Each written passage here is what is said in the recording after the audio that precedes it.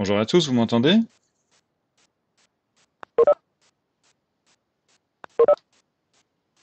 Ah oui, alors la caméra, que vous voyez ma tête.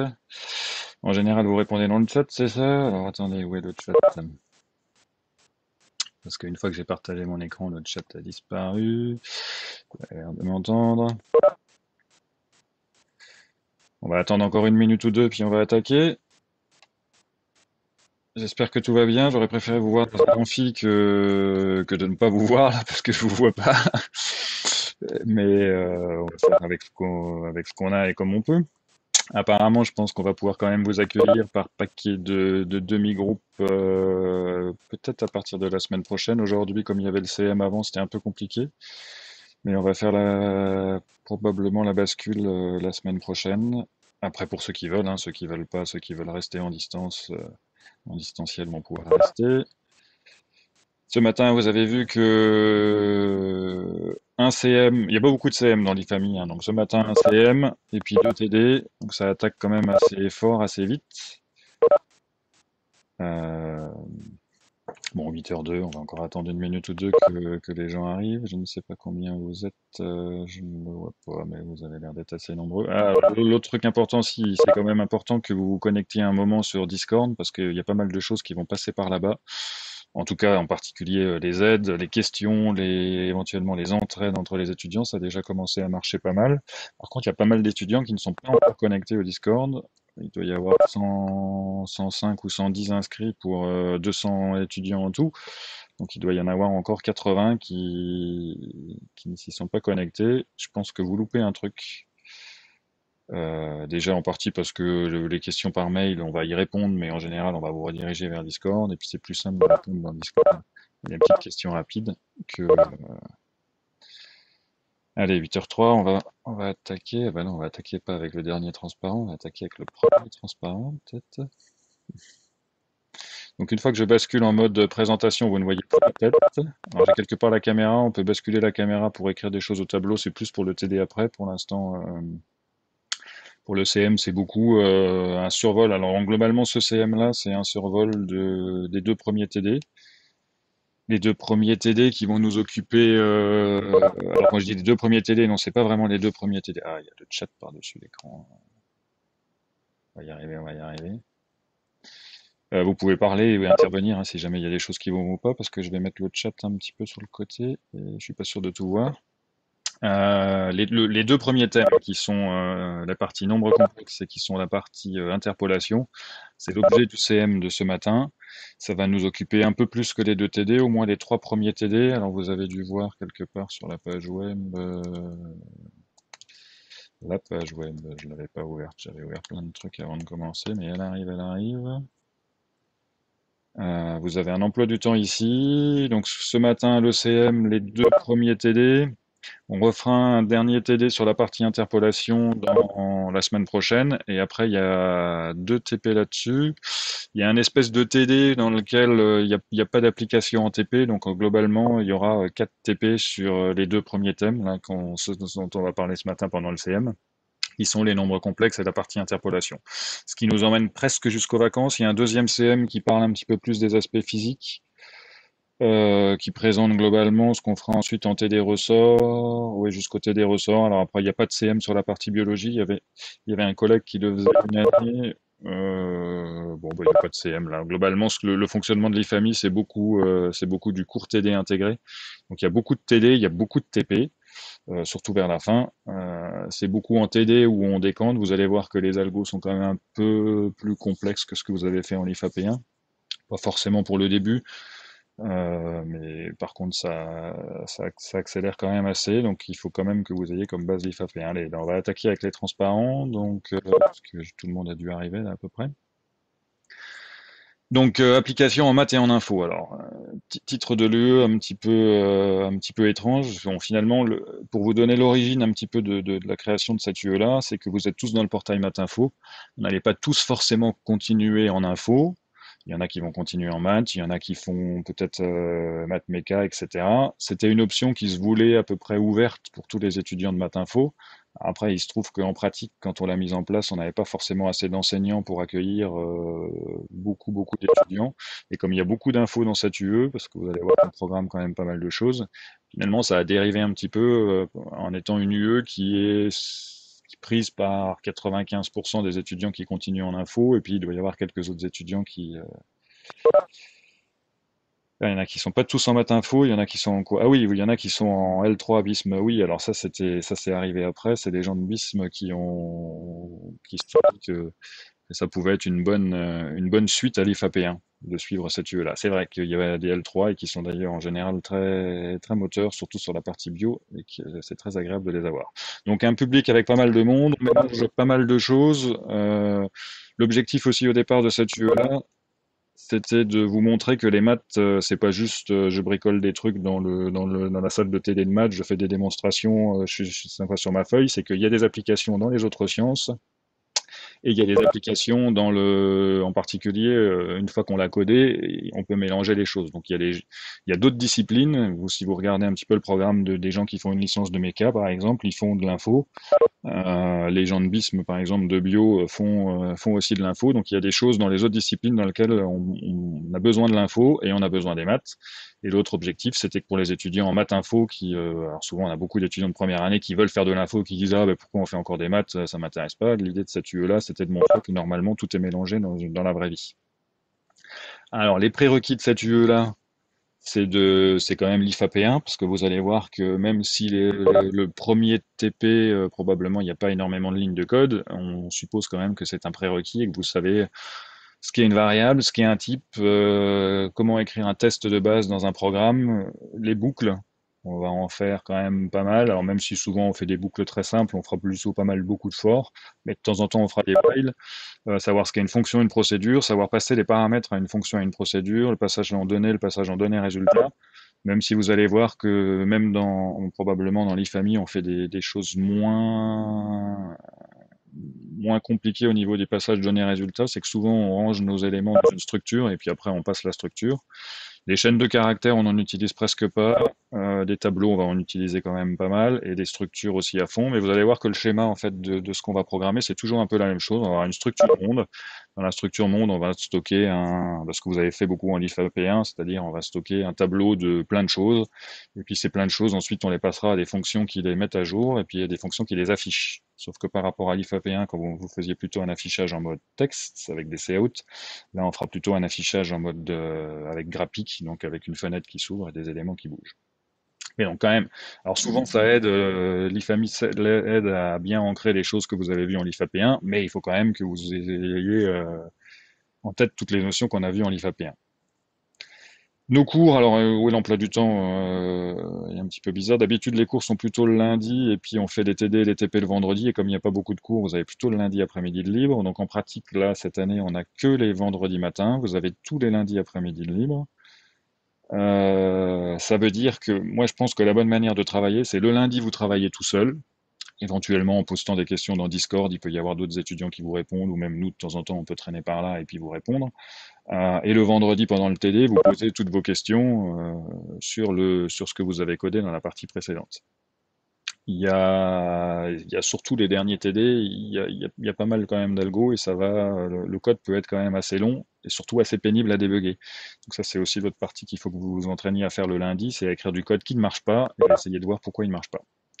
Alors ensuite, à partir de 9h45 ce matin, je suis pas trop au point sur les nouveaux horaires, vous allez basculer en TD, donc vous serez pareil que là, on va le faire en visio. À partir de la semaine prochaine, on va sûrement faire quelques TD, ça dépend un peu combien d'étudiants vont venir, mais on va faire des demi-groupes par groupe de 15 ou de 17 dans des salles, des gens qui pourront venir. Aujourd'hui, on va tout faire en visio. Par manque d'intervenants, on a 5 intervenants, on aurait pu en ouvrir, je ne sais plus combien cette année, probablement 7 groupes ou peut-être 8 groupes. Il se trouve qu'avec les 5 intervenants, du coup, on remplit plus les groupes A et B. Alors, c'est pas forcément gênant parce que ça fait des groupes alors presque à 50 quand même, mais en général, les années passées, ça posait pas forcément de problème à 50, c'est-à-dire que ceux qui voulaient poser des questions y arrivaient quand même, et puis ça tournait. Les TP, les TP, on ouvrira aussi probablement un WebEx ou un WebEx ou un autre truc pour les TP, mais c'est vrai que les TP vont se passer beaucoup avec Discord, c'est-à-dire parce que là le chat de WebEx quand vous commencez à copier-coller du code ou autre, c'est terrible. Le chat de Discord, au moins vous pouvez mettre des balises pour le code, il y a moyen de partager des fichiers, il y a moyen de renvoyer vers des réponses qui ont déjà eu lieu, il y a moyen de faire des copies d'écran, il y a moyen de partager aussi. Alors oui, on peut le faire avec WebEx, mais quand vous avez des bugs, donc Discord, c'est probablement un outil qui sera pas mal utilisé pour les TP. De temps en temps, on vous demandera ou vous pourrez déposer du code dans Thomus où on pourra regarder ce que vous avez fait. Alors des fois, il faut vous obliger pour que vous le fassiez. Des fois, vous pourrez le faire juste pour avoir un retour. Donc moi, ce que je vous proposais, c'est vraiment de bosser les lundis en autonomie et puis de poser vos questions le vendredi matin. Ça, c'est pour le fonctionnement de l'UE. Après, peut-être que d'ici la fin du semestre, on pourra revenir tous en présentiel. J'y crois pas trop. Je pense qu'au mieux, on pourra faire des demi-groupes. Ce qui sera déjà pas mal. Ce sera déjà mieux que ce matin. Alors, ensuite, l'objectif là de cette UE, c'est que en IFAMI, on voit ce qu'on appelle des modèles. Alors, modèle, ça veut tout et rien dire. Modèle, c'est une espèce de, on a un problème quelque part à résoudre, qui est ici un problème plutôt de science, simuler un phénomène scientifique. Et on a besoin de maths et d'infos pour faire ça. Et en général, les scientifiques de la discipline, donc des physiciens, des biologistes, des économistes, puisqu'on va tous le dernier thème, on va faire un peu d'éco. Ou même juste des problèmes de maths, propose un modèle, souvent un modèle qui est au début loin de la vérité. Ben là, on l'a pu le voir même avec la propagation du Covid. Hein. Vous avez pu voir qu'il y a des scientifiques qui ont des modèles de propagation du virus qui sont souvent très loin de la vérité parce qu'il y a des tonnes et des tonnes de petits effets qui ne sont pas pris en compte dans le modèle initial. Nous, c'est ce qu'on va coder en général en LIFAMI, pardon. Et c'est sûr que ce sont des modèles au niveau d'étudiants de première année, donc il y a des tonnes de choses qui vont manquer. Par contre, on arrivera quand même à avoir des effets sympas. En physique, on va recoder la mécanique du point que vous avez probablement déjà vu en terminale, qui nous permettra de coder alors mouvement des astres, voilà, de manière grossière. On ne sera pas à la seconde près sur le déplacement d'une planète autour d'une autre, mais on aura les mêmes effets. C'est-à-dire que si vous rapprochez le Soleil d'une planète, vous allez avoir les effets d'accélération comme font les comètes, etc. Et ces choses-là. Pardon. En biologie, c'est là où on sera probablement le plus loin de ce qui se passe dans la réalité, c'est qu'on va coder des petits écosystèmes avec des petites règles toutes simples qui vont vous permettre de voir comment évoluent des populations donc des populations d'animaux dans un territoire ou des populations de plantes qui sont en concurrence les unes les autres sur un sol et de voir un petit peu le cycle de vie et de mort et puis de concurrence entre les espèces. C'est plus des outils un petit peu de simulation à l'informaticien que... Alors c'est vrai que les biologistes utilisent ces modèles-là, mais ils ont des tonnes et des tonnes de choses incorporées dedans que nous, on ne fera pas en LIFAP1.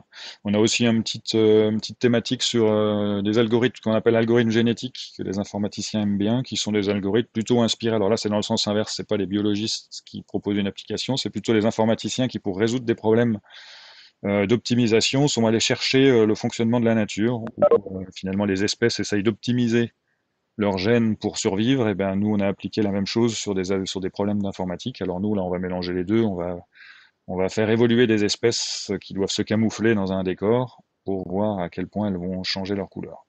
Et puis un dernier thème sur l'économie, où on va faire une petite simulation de comportement du vendeur et de le prix de vente qui se prête très bien finalement à le coder. Dedans, il y a pas mal de choses. Il y a de l'optimisation, il y a des maths, il y a un modèle économique assez simple qui date de 1900, je ne sais plus, un prix Nobel d'économie de 1925 ou de 1929. Non, 29 c'était la crise. Peut-être un petit peu plus tard, vous regarderez. Donc c'est un modèle qui a quand même déjà presque une centaine d'années. Par contre, c'était un des premiers modèles où on s'autorisait à faire de la simulation. C'est plutôt intéressant et sympa. Ce que je vous disais, c'est que ces modèles sont simples. La science a bien sûr enrichi ces modèles à tour de bras pendant toutes les années qui suivent. La plupart des modèles sont trop complexes pour qu'on les code en première année, mais là, on aura quand même pas mal de petits effets sympas. Donc si on regarde en AlgoProg, pas grand-chose de nouveau par rapport à l'IFAP1, mis à part pas mal de pratiques. Le seul truc de nouveau, on va aller voir tout de suite, c'est d'écrire des opérateurs pour faire des plus, des moins, des divisés, des multipliés entre des structures. On n'a pas fait en IFAP1, le reste, c'est à peu près la même chose. C'est juste que vous allez passer des heures et des heures à coder et qu'on espère que vous allez améliorer votre niveau en AlgoProg. Alors vous allez voir aussi qu'on fera probablement beaucoup moins d'algo et qu'on va souvent directement écrire en C++ le résultat. Ça ne veut pas dire qu'il ne faut pas que vous oubliez votre algo. En maths, le premier thème dont on va parler là tout de suite dans 3 minutes, ce sont les nombres complexes. Les nombres complexes avaient les bonnes propriétés pour ce cours-là, c'est que vous les avez vus en long, en large, en travers, en terminale, peut-être même en première, je ne sais plus, en fondamentaux des maths 1 normalement. Donc c'est vraiment l'outil super. Par contre, vous avez toujours vu ça du côté maths en disant voilà, faites-moi des multiplications, montrez-moi quel nombre complexe va être égal à quel autre, résolvez-moi quelle équation, etc. Là, on va plutôt vous montrer avec les nombres complexes, on peut transformer, on peut faire toutes les transformations du plan de manière hyper simple, avec très peu de lignes de code, et on va pouvoir faire un peu de géométrie avec ces nombres complexes. Deuxième partie, interpolation et monde discret. Alors ça, c'est plutôt une thématique, c'est aussi l'objet du cours de ce matin, puis du deuxième, on commencera dans le deuxième TD vers midi aujourd'hui sur cette partie-là. C'est vraiment plus un problème d'informaticien, c'est que vous allez voir qu'en informatique, on a un certain nombre de valeurs fixes et on ne peut pas dépasser ces choses-là, et ça change un petit peu la manière dont on fait les calculs, et ça change un peu la manière dont on fait les maths. Ça, c'est plus pour la culture générale que tout informaticien devrait avoir, c'est qu'on n'a pas une quantité de données infinie, et même si l'informatique arrive à faire des choses qui parfois sont bluffantes, ça reste dans un monde fini. Un monde fini, c'est un nombre où on connaît le nombre de valeurs à l'avance qu'on peut avoir.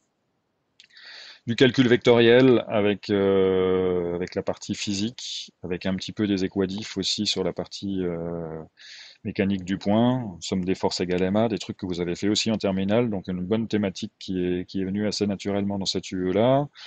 Pas mal de notions de dérivées et d'intégrales, vous avez fait souvent en maths des dérivées analytiques sur des fonctions, nous on va voir qu'en informatique, à cause de ce côté monde discret, là, souvent on fait des dérivées, plutôt des dérivées partielles. Donc c'est des choses, et puis ça va vous permettre peut-être d'ancrer un petit peu de manière plus concrète ce qu'est une dérivée. Finalement, une dérivée, c'est pas grand-chose, hein, c'est juste une variation de valeur, et puis ce qu'est une intégrale, qui est l'inverse de la dérivée. Bon, on en discutera, mais voilà. Les grosses thématiques côté maths. Côté autres sciences, je vous l'ai dit, on va faire de la physique, de la bio, de l'économie, et beaucoup d'infos, parce que tout ceci n'est qu'un prétexte pour écrire du code, et du code en C++, donc vraiment la suite de l'IFAP1. On aurait pu choisir un autre langage, ça n'aurait pas changé grand-chose. Il se trouve que comme en IFAP1, vous avez fait du C++, on est resté au C++. On a greffé par-dessus un graphique quand même qui vous permet de faire un affichage.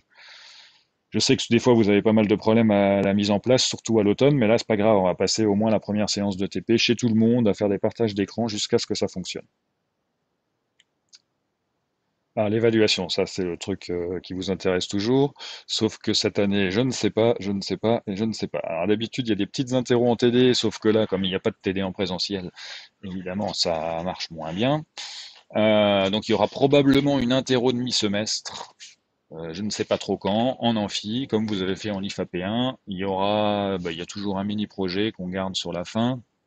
Et il y aura le CCF à la fin. Alors, il va manquer un petit peu là-dedans des notes. Il y aura certainement d'autres notes à droite, à gauche. Je ne sais pas, en l'IFAP1, il y avait des évaluations qui comptaient très peu sur Asker. Peut-être qu'on refera le même genre de choses, je ne sais pas encore. Et un rattrapage après en juin qui correspond à la deuxième session. Bon, on pourra en rediscuter de l'évaluation, hein. Vous aurez les infos au fur et à mesure. Alors, on va attaquer avec la première application, les nombres complexes.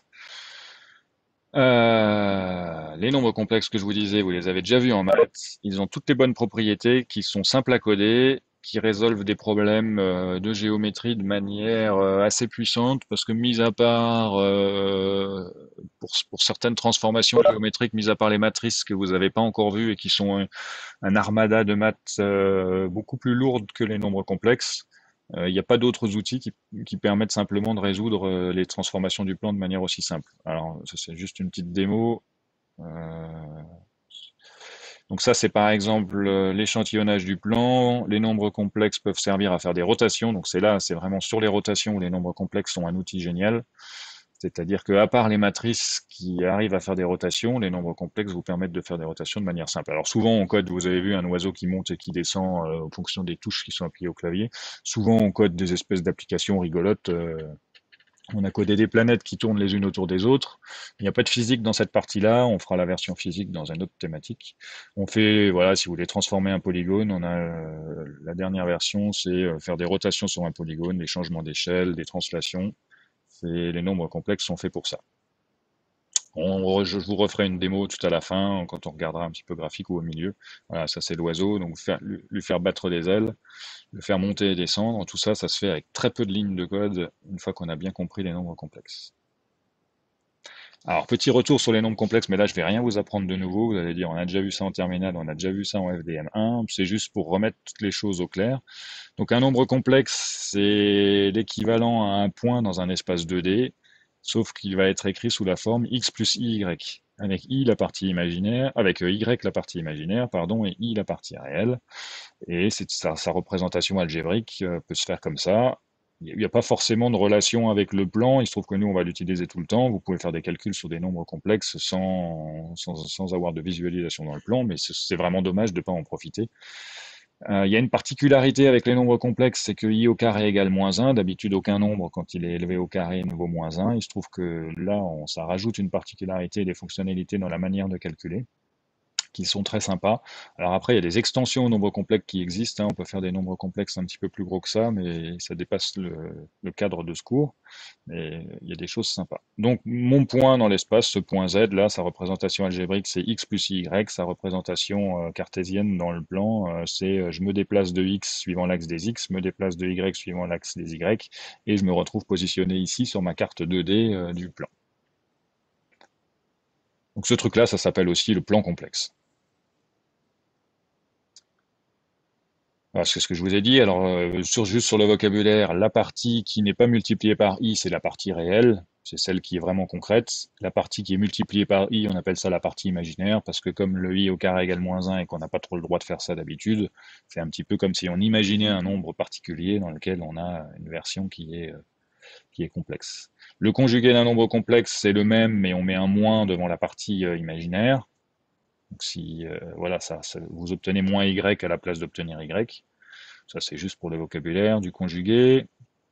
Si vous avez deux nombres complexes, ici un z et un w, avec x plus y et w qui vaut u plus iv, les deux nombres complexes sont égaux seulement si x égale u et y égale v. Donc ça veut dire que si dans le plan complexe, ils sont positionnés au même endroit, à partir de ce moment-là, on peut dire que les nombres complexes sont égaux. S'ils ont une partie réelle, juste la partie réelle qui est égale, ils ne sont pas égaux. S'ils ont juste la partie imaginaire qui est égale, ils ne sont pas égaux.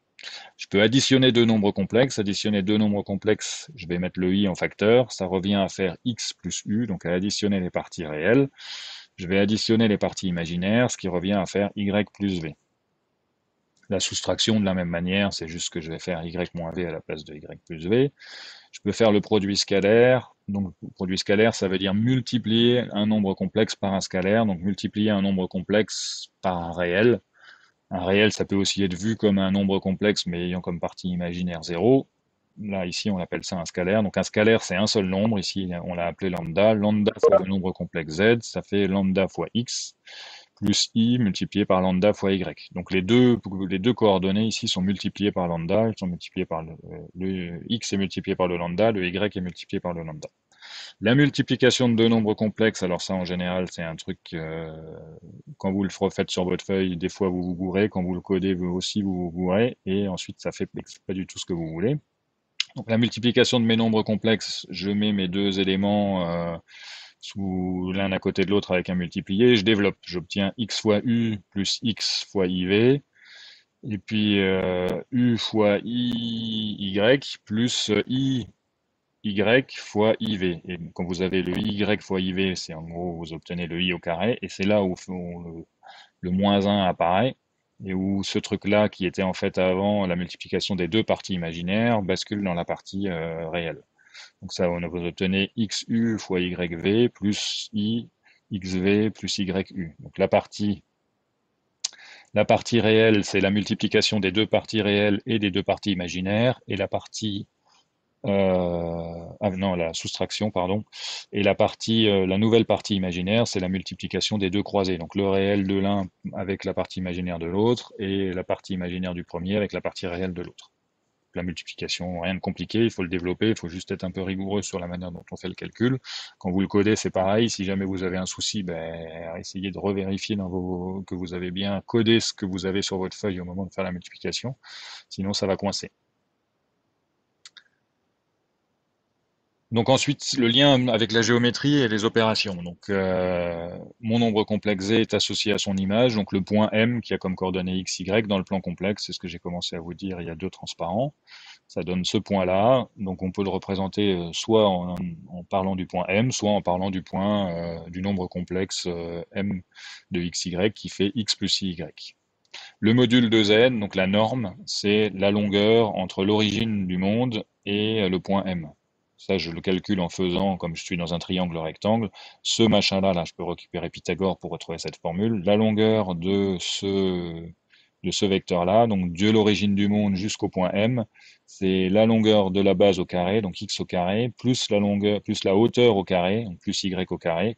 Et comme je suis dans Pythagore, j'obtiens en faisant ça au carré plus ça au carré, j'obtiens l'hypoténuse au carré. Il faut que je rajoute une racine carrée autour de tout ça. Et j'obtiens la longueur de mon vecteur. Euh, donc ça, c'est pour la norme. Autre chose qui va nous servir pas mal, puisque c'est l'introduction finalement à faire tourner les objets. Alors attendez, il y a quelque chose dans le chat, mais comme il est caché. On l'écrira en langage algorithmique ou pas? Non, on va presque pas faire d'algo, on n'en fait même jamais quasiment. On va le faire à chaque fois directement en C++. Le code en général est jamais très long, donc on le fait, au moins au début, on le fait directement en C++. Ce qui ne veut pas dire que vous ne devez pas, que vous devez oublier toute la partie algo que vous avez faite. C'est un peu, hein, ça c'est le défaut de l'IFAMI, c'est qu'on n'utilise pas trop le langage algorithmique. Mais dans vos têtes, c'est quand même pas mal si vous êtes capable de faire l'abstraction du langage, c'est-à-dire de ne pas savoir programmer que en C++. Vous devriez dans votre tête savoir programmer en n'importe quoi, et le langage algorithmique est là pour ça.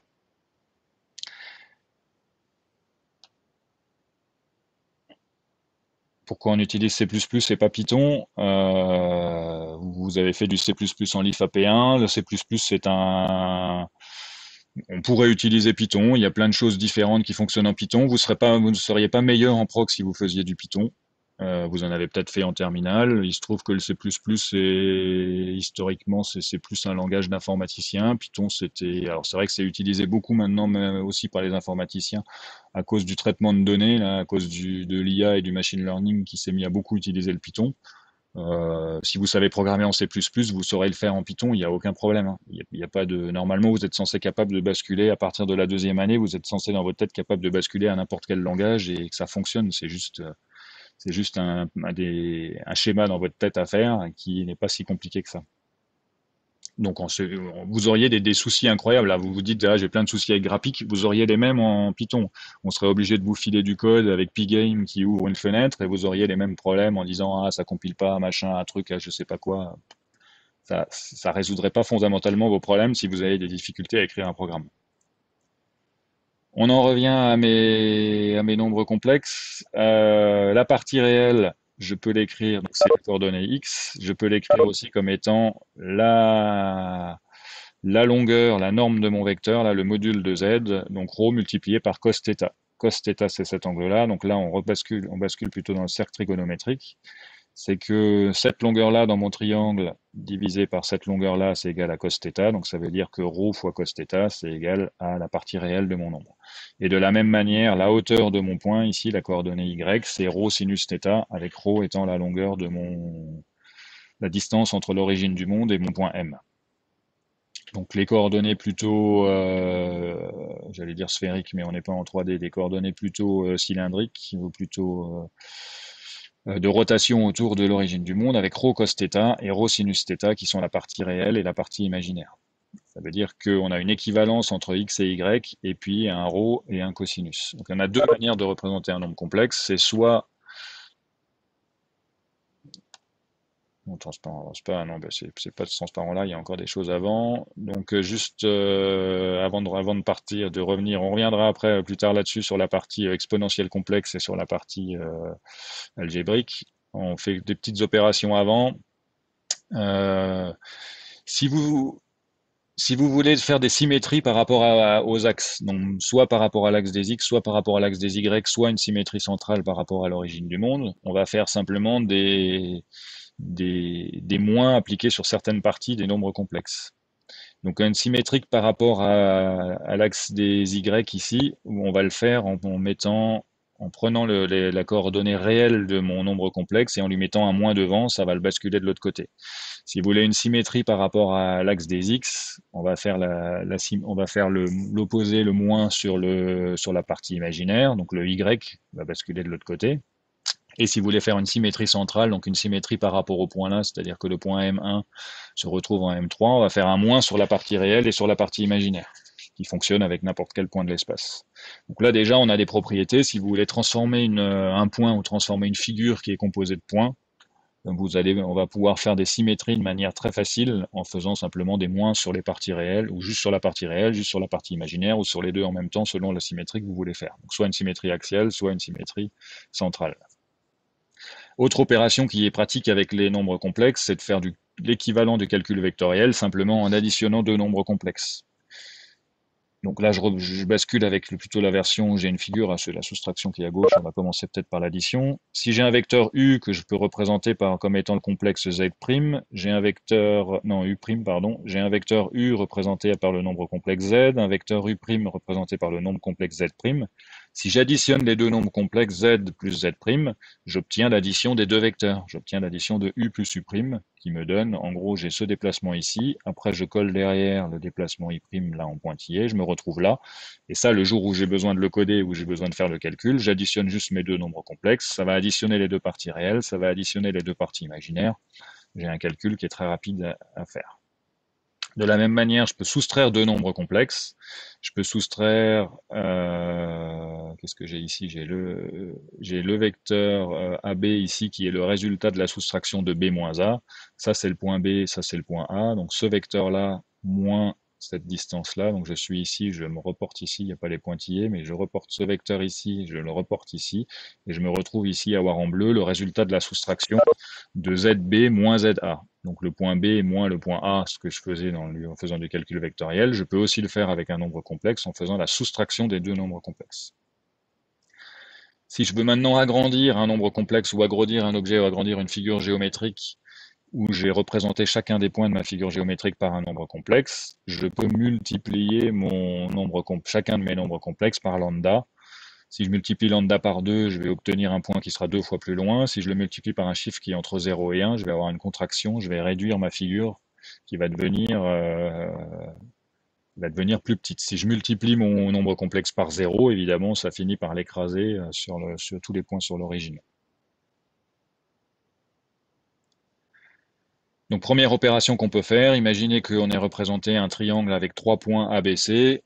Les opérations qu'on faisait de manière géométrique en additionnant des vecteurs, si donc je peux appliquer une translation, ici je peux le faire avec un nombre complexe. Donc j'ai mes 3 points ABC qui sont représentés ici quelque part dans l'espace. Si je leur additionne, je vais les représenter ici avec leur nombre complexe. Donc le point A, il va avoir comme coordonnée, je ne sais pas, 5, 5 par exemple, le point C va avoir comme coordonnée 10, 1, le point B comme coordonnée 8, 4. Si je veux représenter ça sous forme nombre de complexe, donc le point A qui a comme coordonnée 5, 5, ça fera 5 plus I, 5. Je peux ensuite additionner n'importe quel autre nombre complexe. Alors si mon nombre complexe, je lui additionne simplement I, je vais monter, je vais me retrouver là-haut. Si j'additionne un nombre complexe qui est simplement 1, ça revient à faire une translation sur la droite, je vais me retrouver là. Ah oui, alors mes échelles ne sont pas forcément bonnes si j'additionne de 1. Et si j'additionne 1 plus i, ça va me faire une avancée suivant l'axe des x et une avancée suivant l'axe des y, et je me retrouve là-haut. Donc je prends mes trois nombres complexes ABC, je leur additionne soit juste i, je me retrouve là-haut, je leur additionne soit juste 1, je me retrouve à droite. Si j'additionne tout le nombre complexe 1 plus i, je me retrouve là-haut. Le vecteur U là pourrait être n'importe quoi d'autre. Je pourrais avoir des coordonnées avec des nombres réels. Je peux avoir des coordonnées d'un vecteur qui vient de l'addition d'autres vecteurs ou d'autres nombres complexes. En gros, avec mes nombres complexes, si j'additionne deux nombres complexes, je me retrouve à faire une translation. Donc, ça veut dire que je me retrouve à prendre ma figure et à la déplacer dans l'espace. Je vais basculer un peu vite. Maintenant, de la même manière, j'ai toujours mon triangle ABC représenté par les trois complexes petit a, petit b, petit c. Si je multiplie ces trois complexes par un réel, que j'appelle lambda, si je le multiplie par 2, j'obtiens la nouvelle figure ici qui est là, qui va être 2 fois plus grande. Alors c'est pas tout à fait 2 ici, ça doit être plutôt 1,5 hein, sur ma figure. Ici, c'est plutôt 1,5 pour avoir construit cette figure-là. Donc si je multiplie chacun de mes nombres complexes ABC par un réel, je vais obtenir une figure qui sera plus grande ou plus petite ou de la même taille si je multiplie par 1. Donc si je multiplie par 2, je vais avoir un triangle qui sera 2 fois plus grand et 2 fois plus loin. Si je multiplie par 1,5, j'ai un triangle qui sera 2 fois plus petit et 2 fois plus proche. Si je multiplie tous mes nombres complexes par 0, je vais obtenir que tous les points se retrouvent en 0 et ma figure se sera écrasée. Donc, ce qu'on a vu pour l'instant, c'est que l'addition de deux nombres complexes donnait une translation. La multiplication d'un nombre complexe par un réel donne une homothétie de centre haut et de rapport lambda, de rapport le nombre réel que j'ai utilisé pour la multiplication. La transformation neutre dans la translation, c'est que j'additionne à mes nombres complexes le nombre complexe 0 plus i0, c'est ça la version neutre dans la translation. La version neutre dans l'homothétie, je choisis lambda égale 1. Attention, c'est pas si je choisis lambda égale 0, ça me écrase ma figure et je perds complètement ma figure géométrique. Donc la multiplication d'un complexe par un réel me donne un changement d'échelle, un agrandissement ou un rétrécissement de ma figure. Ou éventuellement même, si je prends un chiffre négatif, j'en ai pas parlé là, mais je peux faire une symétrie, inverser ma figure. La dernière opération qui nous manque, parce que quand vous transformez des objets dans le plan 2D, en général, ce que vous voulez faire, c'est soit les déplacer, soit les agrandir, soit, la dernière opération, les faire tourner. Pour les faire tourner, on va profiter des propriétés sympas des nombres complexes qui ont une forme exponentielle. On a commencé à en parler tout à l'heure, c'est que mon nombre complexe qui a une partie réelle et une partie imaginaire, je peux aussi l'écrire sous la forme R, qui est la longueur entre O et Z, entre O et mon point, multiplié par cos θ plus I sinus θ, avec θ qui est ici l'argument de Z, donc qui est l'angle que forme ma droite OZ ici avec l'axe des X. Cette notation-là, elle peut s'écrire aussi sous la forme REIθ, qui est la forme exponentielle complexe. C'est juste une notation compacte, plus compacte de ce truc-là, avec R cos θ, R sinus θ. J'ai bien sûr, je peux basculer de l'un à l'autre. Alors c'est plus simple de basculer de la forme exponentielle à la forme algébrique. C'est que je fais R fois cos θ plus R fois sinus θ pour retrouver la version algébrique. Par contre, l'inverse n'est pas toujours vrai. C'est qu'il faut que je retrouve l'angle θ qui est là. Pour retrouver l'angle θ qui est là, il faut que je fasse un arc sinus ou un arc cosinus ou un arc tangente pour retrouver l'angle qui va bien. Alors maintenant, donc, on a dit qu'on avait la translation, le changement d'échelle avec les nombres complexes qui sont sympas. Maintenant, la dernière opération, c'est qu'on voudrait avoir la rotation. J'ai mon point P qui a comme coordonnées x, y. Je retrouve que les coordonnées x, y sont équivalentes à r cos alpha et r sinus alpha. Alors, j'ai transformé dans ce transparent-là, le alpha, le θ de tout à l'heure devient le alpha ici, mais ça revient au même. Euh, je peux écrire ça sous forme d'un nombre complexe, c'est R cos alpha plus I sinus alpha, et ce truc-là, je peux l'écrire en utilisant la notation exponentielle complexe en faisant R E I alpha. Donc cette notation courte. Alors une question, non, je suis pas une question dans le chat. Euh, Comment on trouve R? Ben, R c'est la norme du vecteur, c'est x au carré plus y au carré en faisant la racine sur tout ça. C'est le module, oui. Et c'est le alpha où il faut faire un arc tangente pour le trouver. Donc diviser. Alors il faut faire attention parce que quand vous faites la division là, ou un arc cosinus, mais il y a un endroit où vous avez un y qui vaut 0, il faut que vous fassiez attention. Donc j'ai ce point P. Maintenant je veux le faire tourner d'un angle θ. Je vais obtenir un nouveau point que j'ai appelé P', et dans lequel je peux, ah, il manque le R ici sur ma figure ici, dans lequel je peux dire que le nouveau nombre complexe qui correspond à P', c'est REI alpha plus θ. Il manque le R là, à l'endroit où est ma souris. C'est bizarre que je ne l'ai jamais vu depuis le temps qu'on fait ce cours-là. Donc mon point P', c'est REI alpha plus θ, puisque en gros, l'angle qui correspond à mon nouveau point, c'est l'ancien alpha qu'on avait là, plus θ, qui est la rotation avec laquelle j'ai voulu faire tourner mon objet. Maintenant, je vais essayer d'éclater ce truc-là pour retrouver dans cette formule-là le point P. Bah, il suffit juste, mon addition plus, là, il suffit juste d'exploser la puissance avec REI alpha multiplié par EI θ. REI alpha, je retrouve la représentation complexe du point P. Donc je peux écrire que ça c'est égal à P, plus un point particulier, un complexe particulier, qui est EI θ. EIθ a un module de longueur 1, un module de 1, mais par contre, il a une partie. Si vous pouviez couper votre micro, s'il vous plaît. Hop, merci.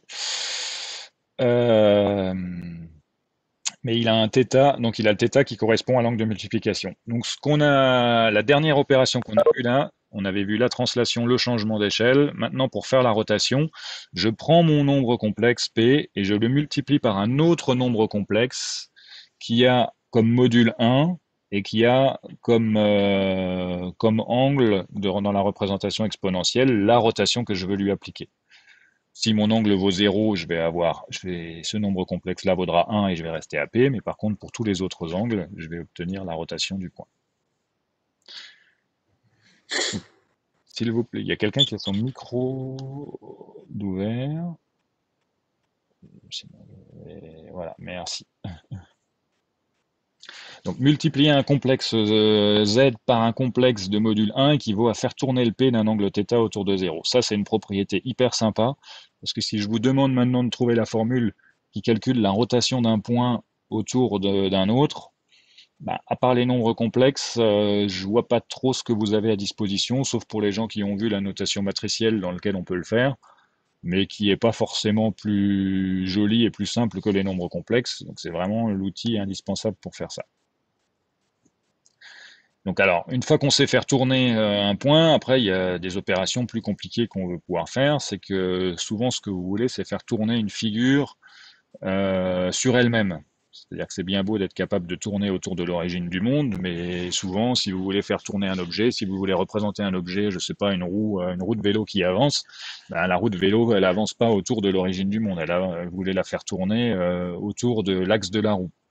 Donc là, ça se fait pas. Là, si j'applique directement la multiplication de chacun des points, là, donc dans ma figure, j'ai une petite maison avec 5 points. Si chacun de ces points représentés sous forme d'un nombre complexe, je les multiplie par un nombre complexe qui représente une rotation, ma maison va bien tourner, mais elle va se déplacer par ici. Si je fais par exemple un angle de pi sur 2, un angle de 90 degrés, j'ai ma maison qui va tourner, elle va bien changer d'orientation, la pointe de la maison va bien venir de ce côté-là, mais il y a toute la maison qui va se déplacer là. Si maintenant ce que je voudrais obtenir, c'est plutôt ma maison qui tourne sur elle-même, il faut que je fasse plusieurs opérations l'une à la suite de l'autre. Il faut que je fasse une translation, il faut que je commence par ramener ma maison à l'origine du monde. Pour ça, je calcule le centre de gravité de mes points, je somme mes 5 nombres complexes, je les divise par 5. C'est facile à faire, hein, additionner des nombres complexes, ça revient à additionner les parties réelles, à additionner les parties imaginaires. Diviser par 5, ça revient à multiplier par un réel, donc je divise par 5 chacune des coordonnées. Je me retrouve à avoir ma maison ici. Là, maintenant, j'applique la rotation autour d'un angle θ. Donc, j'applique la multiplication par le nombre complexe qui correspond à la rotation. Ça me fait tourner la maison sur elle-même, sur l'origine du monde. Et après, je refais la translation dans l'autre sens pour la ramener à l'endroit où elle était avant. J'ai ma maison qui a tourné sur elle-même.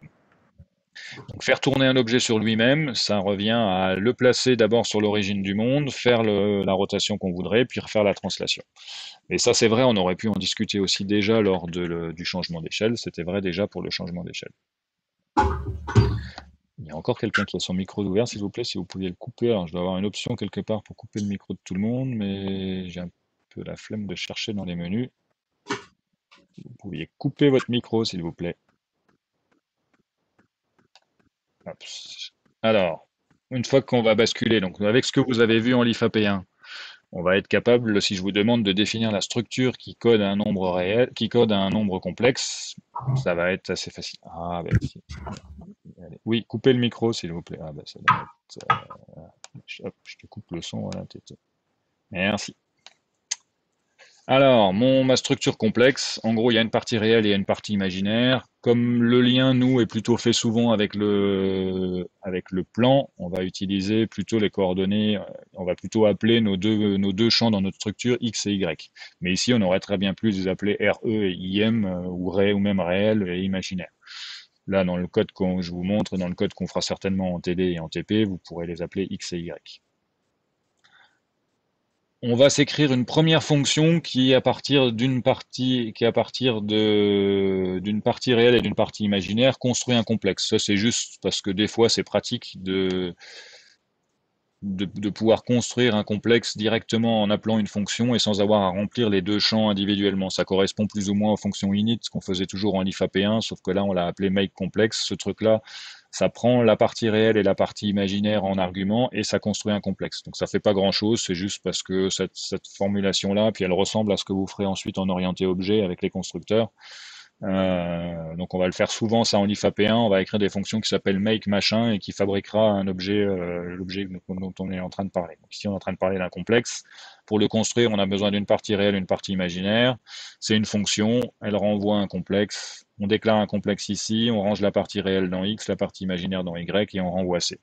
Maintenant, je peux écrire dans mon algo principal le complexe A, make complexe 2, 5 et j'obtiens un complexe qui est 2 plus 5i.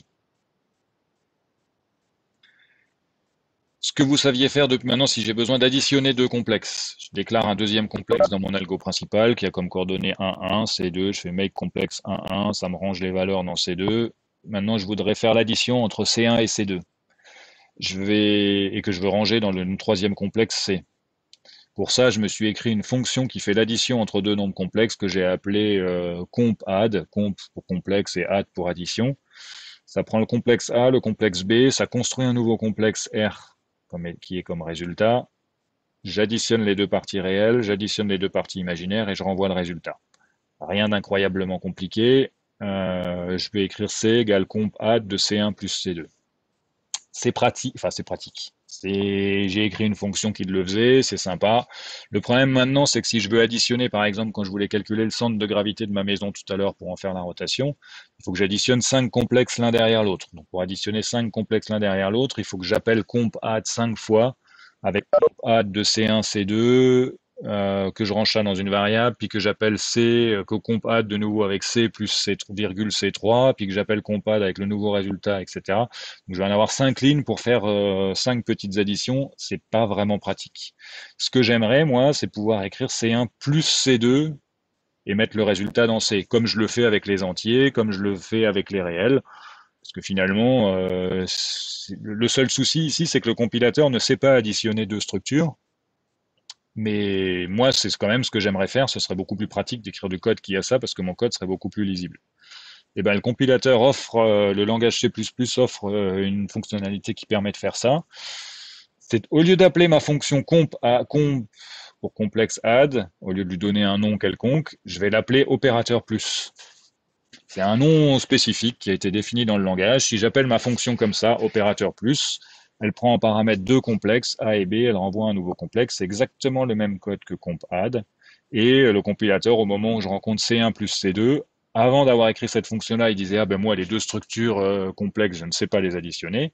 Maintenant, quand il rencontre ça, il dit, ah, mais tu as écrit un opérateur qui s'appelle plus, ok, ben je vais l'appeler et je vais faire comme si tu appelais cette fonction-là. Et il va appeler cette fonction.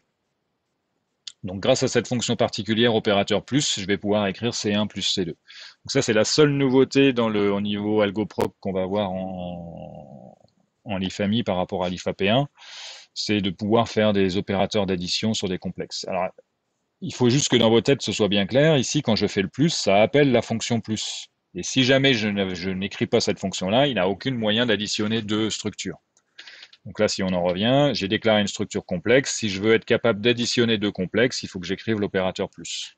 Et ça marche parce que je sais additionner deux complexes. Après, si vous définissez des structures fleurs et des structures camions, comme on l'a fait en IFAP1, si vous essayez d'écrire l'opérateur plus sur une structure fleur, il va falloir que vous inventiez comment on additionne deux fleurs. Et alors, on peut faire une fonction qu'on appelle opérateur moins. Alors, évidemment, j'y viens, c'est la suite. On peut faire une fonction qui s'appelle opérateur moins, parce que sinon, ce serait pas grave, ce serait pas pratique, dans lequel je vais faire la même chose, mais je vais faire la soustraction entre A et B. Je vais faire AX moins BX, AY moins BY. Et je vais pouvoir maintenant écrire C1 plus C2 plus C1 moins C1. Oui, alors C1 moins C1, ça ferait 0, mais voilà, imaginez que vous ayez l'un d'autres complexes. C'est quand même bien pratique de pouvoir encapsuler les plus et les moins. Comment il fait la différence entre le plus et le plus normal? Ben, en gros, il voit que C1 est un complexe et que C2 est un complexe, et donc il appelle l'opérateur sur les complexes. Si par contre vous écrivez C1 plus 3, il ne saura pas faire. Parce que C1 est un complexe, 3 est un réel, et il ne saura pas le faire, sauf si vous avez écrit un opérateur plus qui prend en paramètre un complexe d'un côté et un réel de l'autre. Mais on va le voir avec l'addition, avec la multiplication. Je vais continuer mon histoire là. Mes complexes, j'aimerais aussi pouvoir les multiplier. J'aimerais pouvoir les multiplier soit entre eux, c'est-à-dire multiplier deux complexes l'un avec l'autre, mais j'aimerais aussi pouvoir multiplier un réel avec un complexe. Donc, on va commencer par multiplier un réel par un complexe. J'écris l'opérateur multiplier, donc avec la petite étoile ici, là. Ça me renvoie un nouveau complexe. Ça prend en paramètre un float et un complexe B. Alors la question, mais il fait la différence quand il faut que c'est des variables complexes. Oui, en fait, il va essayer de rechercher les types. Il se dépatouille ici. Quand il voit ce calcul-là, il voit que, alors la multiplication est prioritaire, donc il voit que 5 est un réel, que C2 est un complexe, qu'il y a un fois entre les deux. Il va chercher une fonction qui s'appelle opérateur fois, qui prend un float et un complexe. Si la fonction n'a pas été écrite, il va faire un message d'erreur. Si la fonction a été écrite, il l'appelle. La multiplication d'un complexe par un réel, c'est juste je multiplie la partie réelle par le réel, je multiplie la partie imaginaire par le réel et je renvoie le nouveau nombre complexe. Donc ça fonctionne. Si maintenant j'avais écrit ce calcul-là dans le sens inverse, si j'avais écrit C1 moins C2 fois 5, là ça n'aurait pas marché parce que C2 fois 5, pour lui, il y a le complexe à gauche et le réel à droite. Et c'est pas ce qu'on a fait ici, c'est qu'on a fait le réel à gauche et le complexe à droite, et lui, il sait pas le faire dans l'autre sens. Pour lui, la multiplication n'est pas forcément commutative. Donc si vous voulez qu'elle soit commutative, il faut écrire les deux fonctions dans les deux sens. Mais on le refera ça en TD, on va le refaire plusieurs fois. La multiplication maintenant de deux complexes. Si je veux pouvoir écrire C1 fois C2 pour pouvoir faire une rotation, je vais faire l'opérateur multiplier avec le complexe A, le complexe B. J'ai ma petite formule ici de multiplication des deux complexes avec la partie I au carré qui fait moins 1, qui donne le petit moins qui apparaît sur ce côté-là. J'ai la multiplication des parties réelles, la multiplication des parties imaginaires avec le moins, et puis le croisement, le x du premier avec le y du deuxième, le y du premier avec le x du deuxième. Et je peux maintenant combiner toutes les opérations que je veux, des plus, des moins, des multipliés. Il y a juste un truc, je vous ai dit que je ne sais pas faire, c'est les multiplier avec la partie réelle à droite. Mais il suffirait simplement d'écrire cette fonction-là en écrivant le float à droite et le complexe à gauche.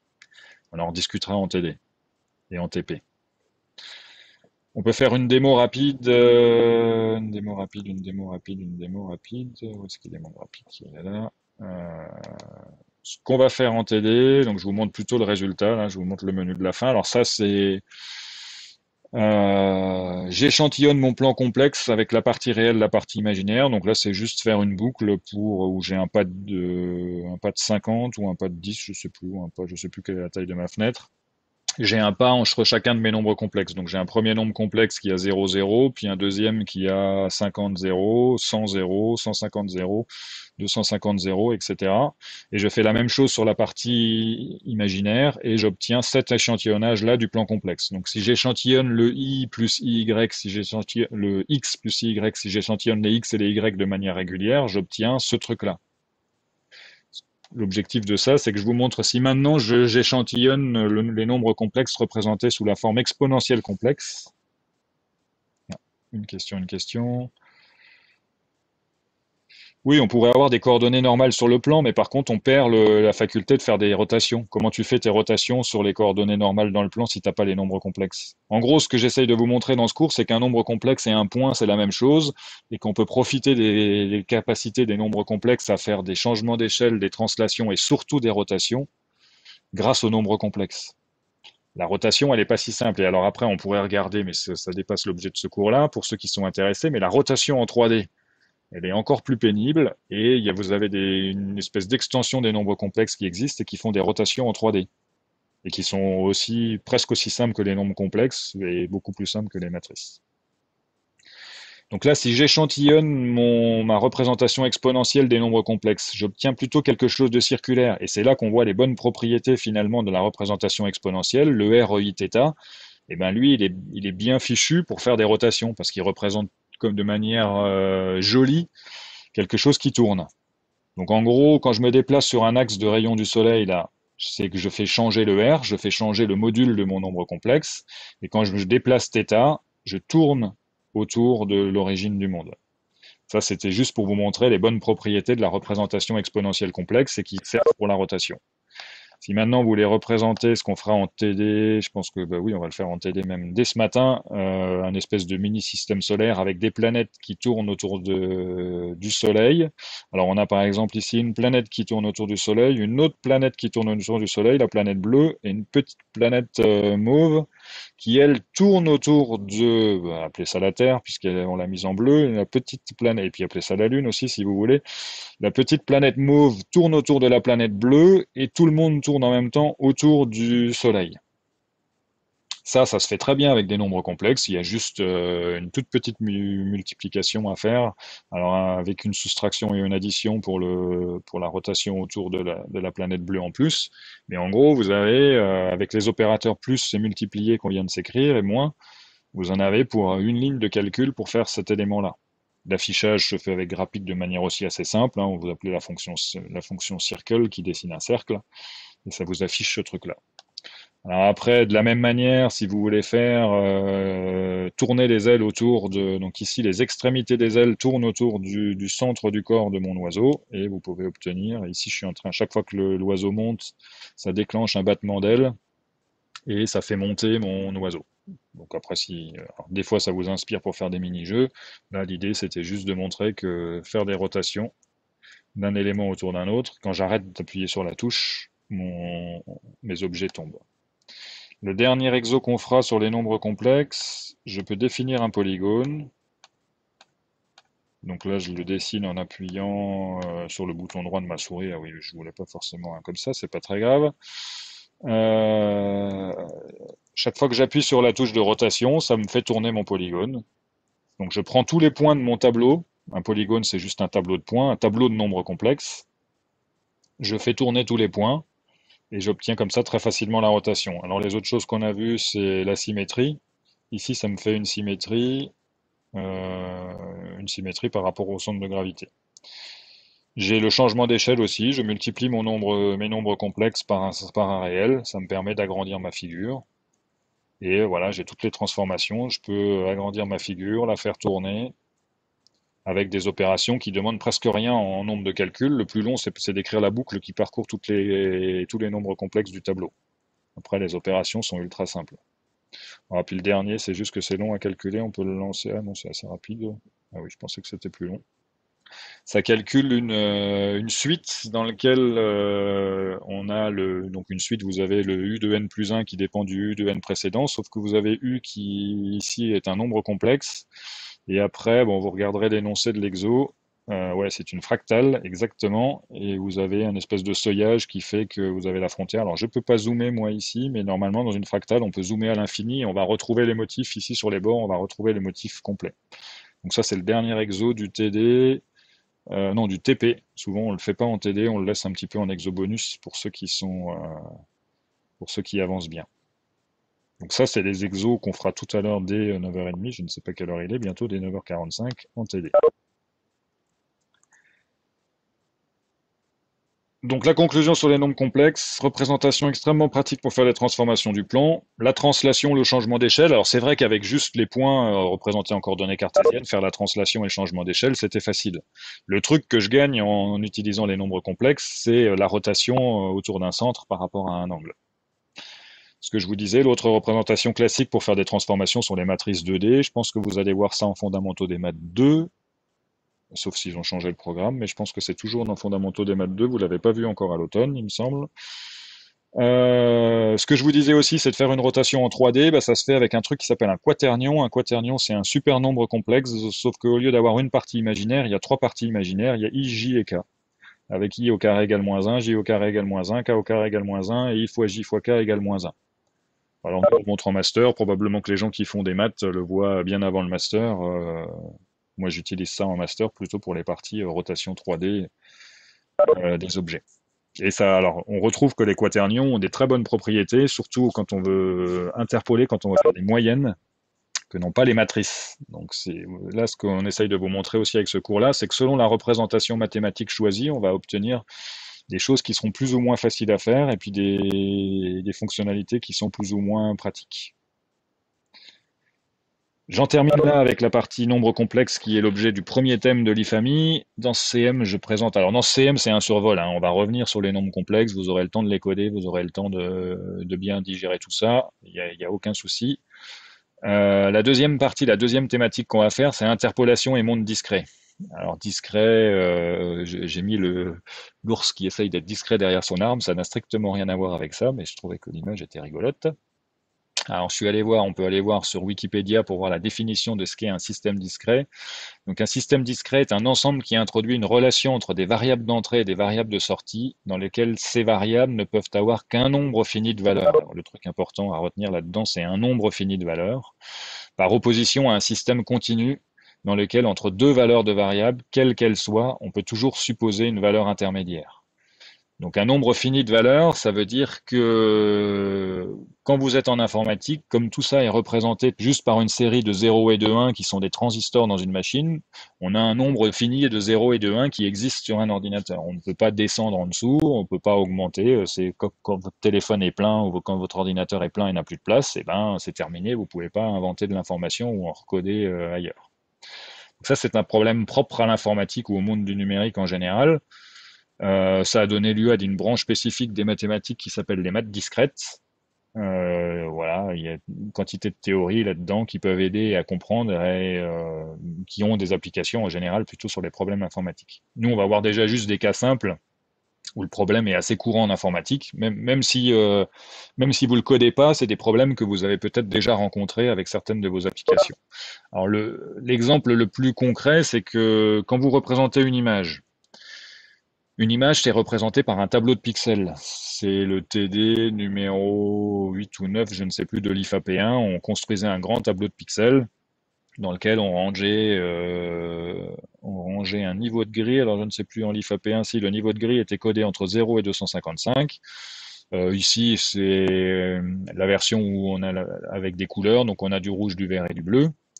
Ce tableau de pixels-là, c'est une représentation finie, donc c'est une représentation discrète d'une image. Ça veut dire que je ne peux pas zoomer à l'infini dans cette image-là. Il y a un moment où je vais finir par voir les petits carrés qui sont dans mon tableau, et entre deux petits carrés, je n'ai pas beaucoup d'informations.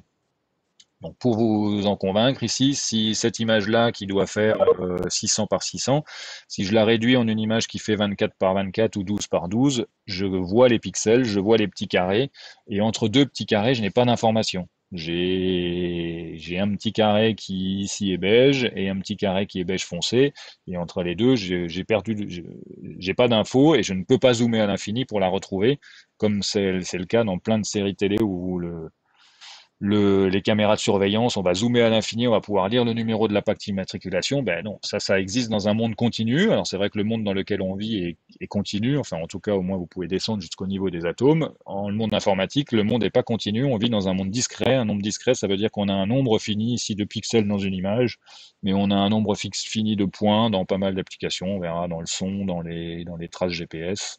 On a un nombre fini d'informations.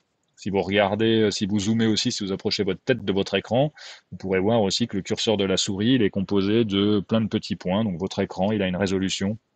Le mien, il doit faire 1800 x 1200. Donc sur mon écran, ici, là, j'ai 1800 points x 1200 points.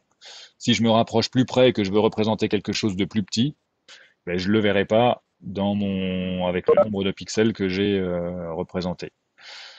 Alors les journaux sont ça aussi, c'est que votre imprimante, quand elle l'envoie, si vous avez une imprimante jet d'encre ou même une imprimante laser, elle envoie un certain nombre de points sur la feuille. Ce nombre de points est fini. Il y a 300 points par pouce. Ça veut dire que si vous prenez votre règle, vous allez mesurer, votre tête de jet d'encre d'imprimante, elle ne peut envoyer que 300 points sur un pouce et pas plus. Donc si vous regardez de près, il y a des petits points comme ça qui font que l'image de votre journal ou l'image de ce que vous avez imprimé, vous avez l'impression que c'est continu, mais si vous regardez de près, c'est plein de petits points mis l'un à côté de l'autre. Et on ne peut pas en avoir plus. Votre imprimante, elle a été conçue comme ça, il n'y a pas moyen de descendre plus bas. Donc une image, c'est un tableau 2D de pixels avec un nombre de lignes et un nombre de colonnes. On a en général un format des pixels qui est ce qu'on a du niveau de gris, du niveau de couleur, éventuellement une compression, surtout que maintenant les images sont grandes. N'importe quel téléphone prend des photos avec 8 millions de pixels, 12 millions de pixels. Donc en gros, là, c'est des résolutions qui commencent à être grandes. Si vous n'avez pas de compression sur votre image, euh, Ça ne fonctionne pas. Alors, ce que je fais des fois en amphi, mais là, ça marche pas aujourd'hui, c'est que je prends une image avec ma webcam et puis j'essaye de zoomer à l'infini pour vous montrer que... Alors, on peut peut-être essayer, si je copie cette image-là. Non, je ne sais pas. Bon, c'est pas grave. Mais voilà, imaginez, vous prenez n'importe quelle image, vous zoomez à l'infini avec votre Photoshop préféré ou avec votre éditeur de dessin préféré, puis vous allez voir qu'il y a un moment où vous allez arriver à avoir un gros pavé de trucs et on ne pourra plus distinguer l'information. On n'arrivera plus à lire ce qui est écrit, on n'arrivera même plus à reconnaître les visages. On saura que c'est une personne, mais on n'arrivera pas à reconnaître les visages.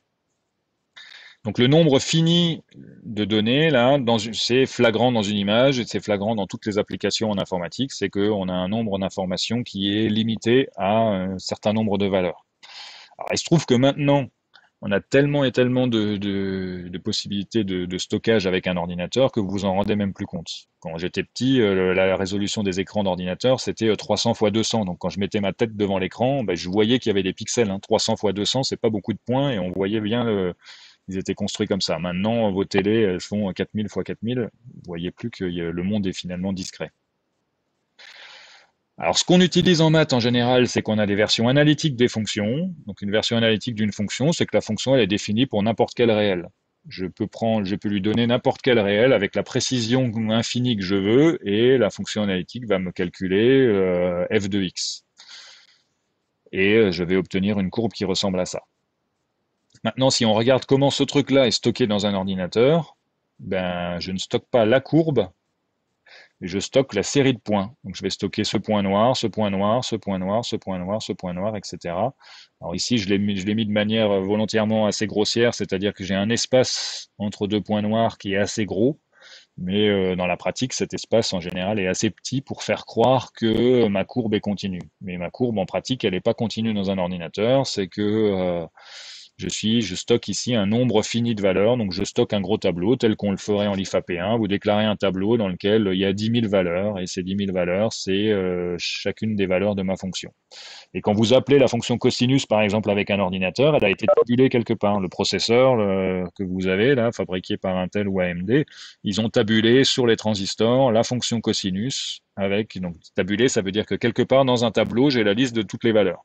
Et si jamais vous interrogez la fonction entre deux valeurs, c'est-à-dire que ici, je connais ma fonction pour x égale 0, je connais ma fonction pour x égale 0,5, mais entre les deux, je ne stocke aucune valeur dans un tableau.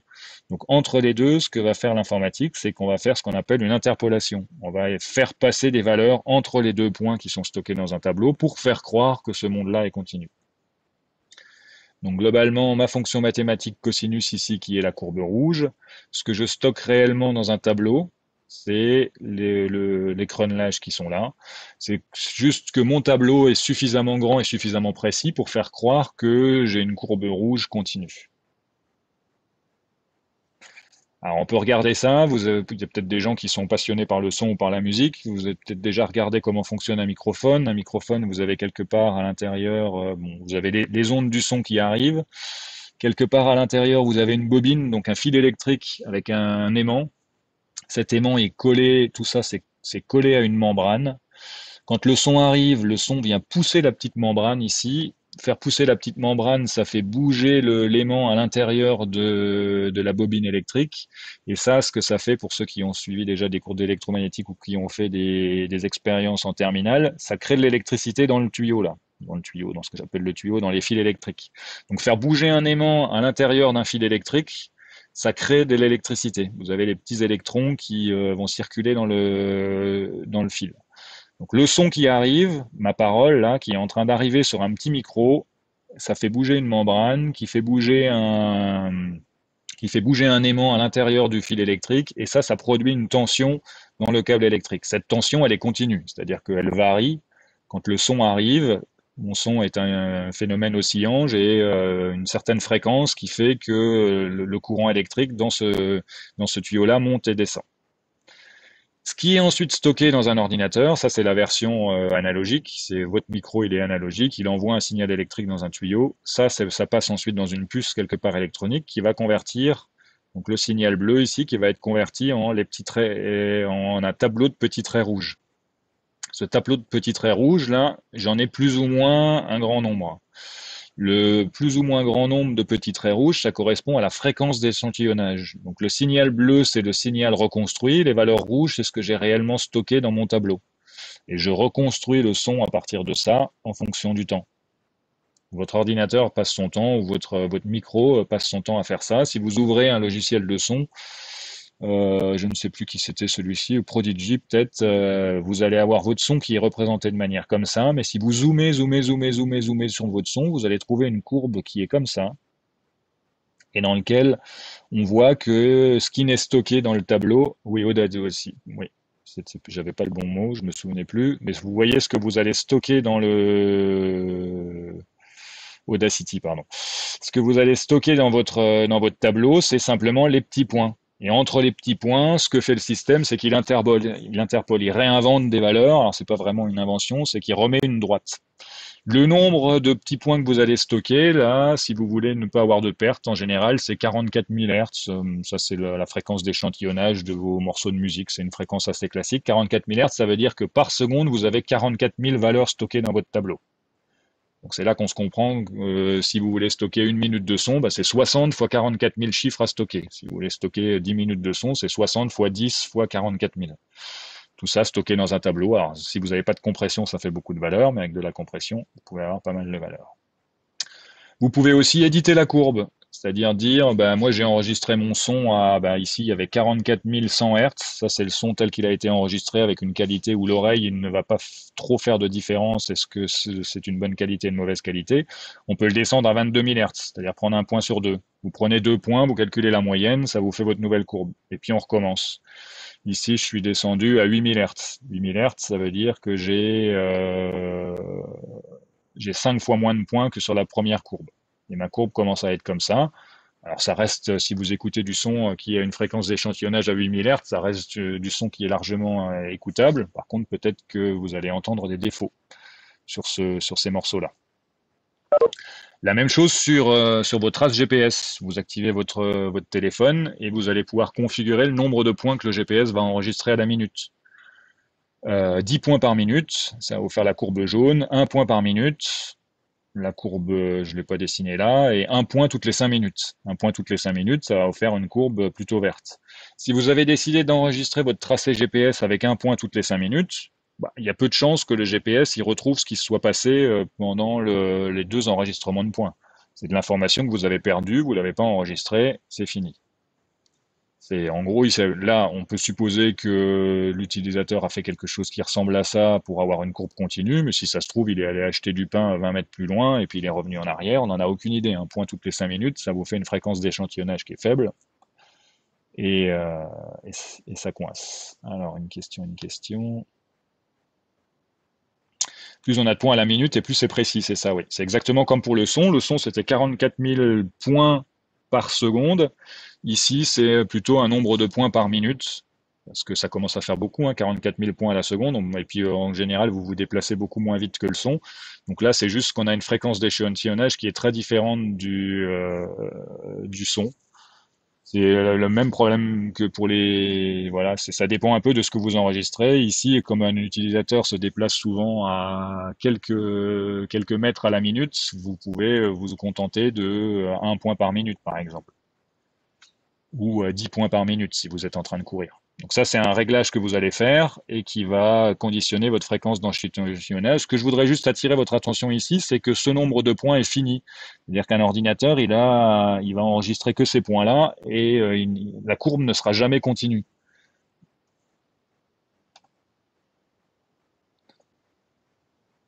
Ce que ça donne, la différence de courbe, c'est que si j'ai pas beaucoup de points, quand je reconstruis le signal, j'ai quelque chose comme ça. Si j'ai beaucoup de points, je reconstruis un signal qui est quelque chose comme ça. Donc là, ici, c'est une courbe qui ressemble à sinus. Je peux retrouver quelque chose de vraiment continu. Donc en gros, là, le signal analogique, lui, il est comme ça. C'est la version continue, mais on ne l'a jamais en informatique. On a toujours une fréquence d'échantillonnage avec 8 échantillons, 16, 32 échantillons et qu'on choisit en fonction du problème qu'on a derrière. Là, c'est juste pour vous donner le rapport entre du son et la taille que ça occupe en mémoire. Si vous avez votre son échantillonné à 48 000 Hz, alors 48 000 petits échantillons à la seconde, et puis ah oui, alors après vous avez aussi un problème de quantification. La quantification, c'est est-ce que vous utilisez un octet donc des valeurs entre 0 et 255 pour stocker vos valeurs de son, ou est-ce que vous utilisez 4 octets, donc ici 3 octets, 3 fois 8, 24. Ici 2, ça va changer la taille de votre fichier son. Donc un fichier son échantillonné à 48 000 fréquences par seconde va faire 17 mégas. Si vous descendez à 11 000 fréquences par seconde, il passe à 2,6 mégas. Ça, c'est sans compression. En stéréo, ça veut dire que vous l'avez deux fois, une fois pour l'oreille droite, une fois pour l'oreille gauche. Euh, donc voilà, vous avez diminué largement la quantité de valeur à stocker dans votre ordinateur ou dans votre téléphone ou dans votre réseau. Si c'est de la musique que vous écoutez en ligne, il faut que ça passe par le réseau. Faire passer 2 mégas par seconde dans votre réseau, ou faire passer 17 mégas par seconde sur votre réseau, ça change pas mal de choses. Pour ceux qui ont la fibre, il y a beaucoup plus de valeurs qui peuvent passer que pour ceux qui sont en 2G ou en 3G avec leur téléphone. Alors, il y a quand même quelque chose qu'il faut faire attention, c'est que imaginez que vous ayez un son qui fasse la courbe grise là. Si je garde les points blancs, je vais être capable de remettre des droites entre chacun des points blancs, c'est-à-dire je vais être capable d'interpoler et de reconstruire un signal qui est assez proche. C'est-à-dire ici, imaginez que je mette une ligne droite entre chacun des points, parce que de toute façon, je ne peux pas tellement faire grand-chose que de mettre une ligne droite.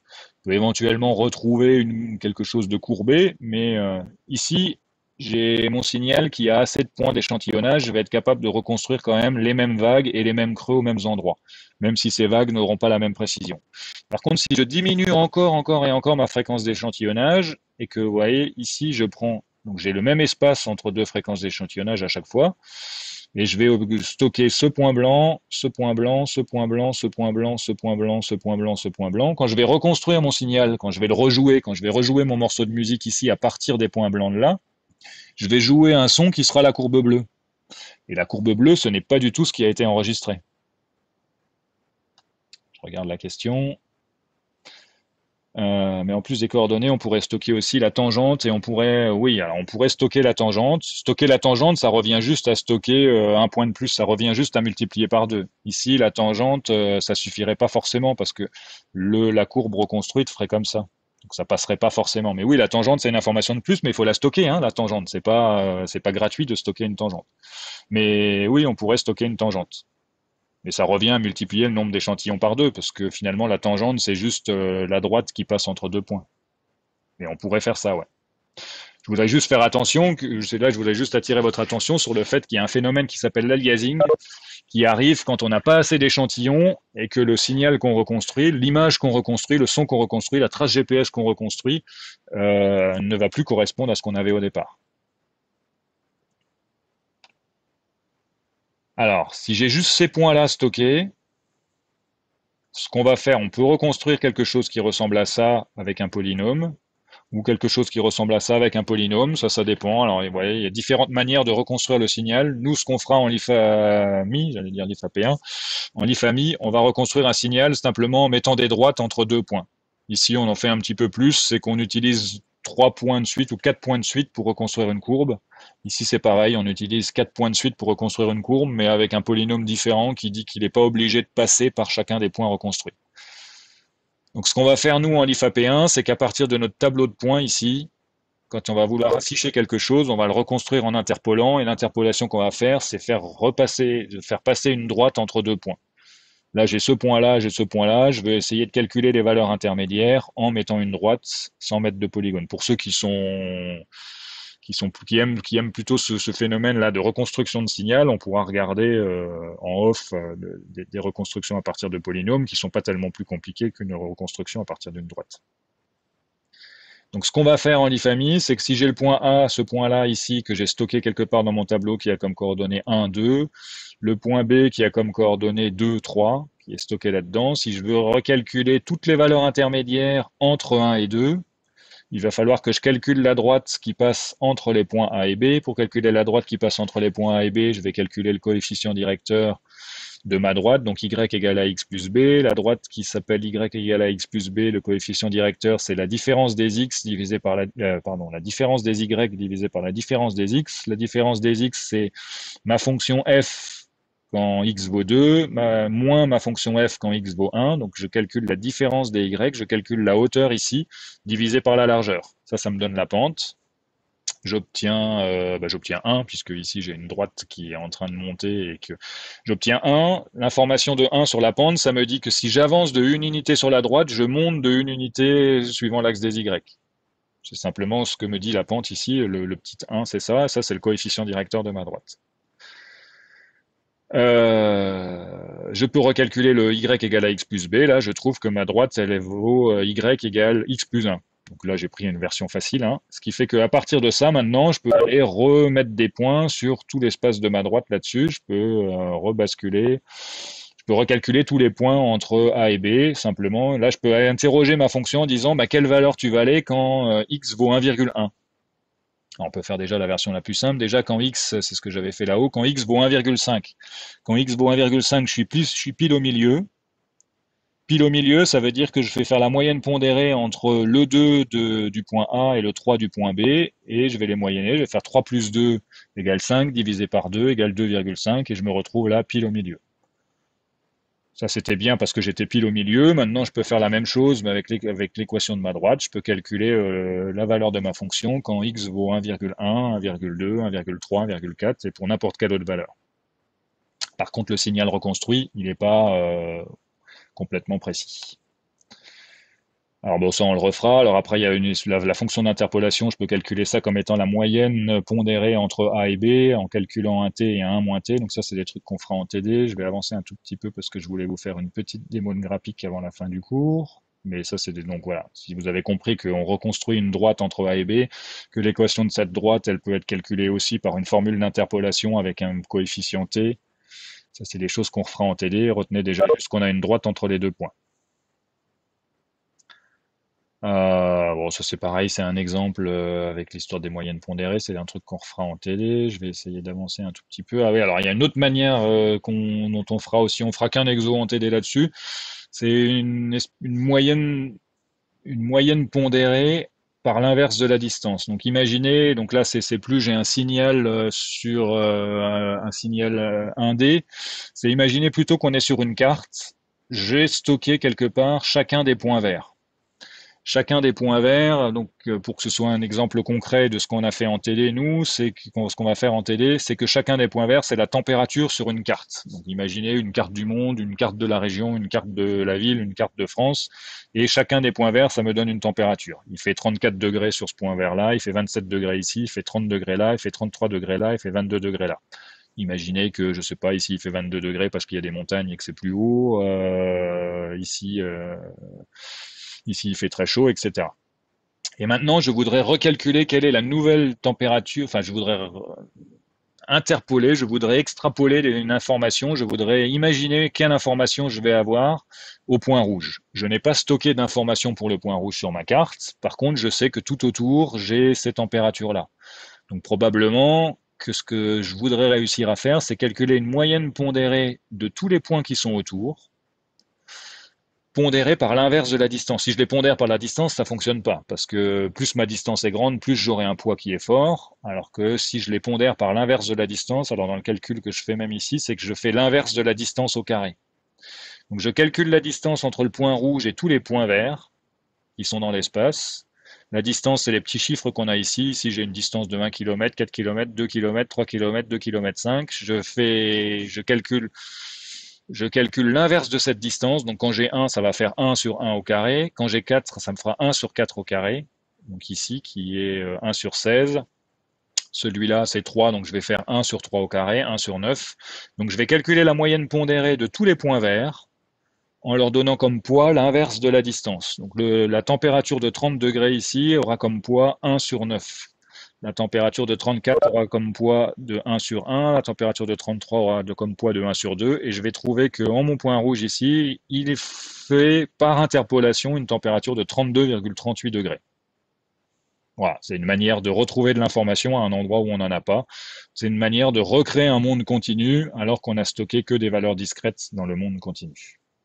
Donc ça, ce que ça donne, c'est ça. Alors, elle est un peu bizarre, ma carte du monde, c'est qu'on a stocké que les points rouges.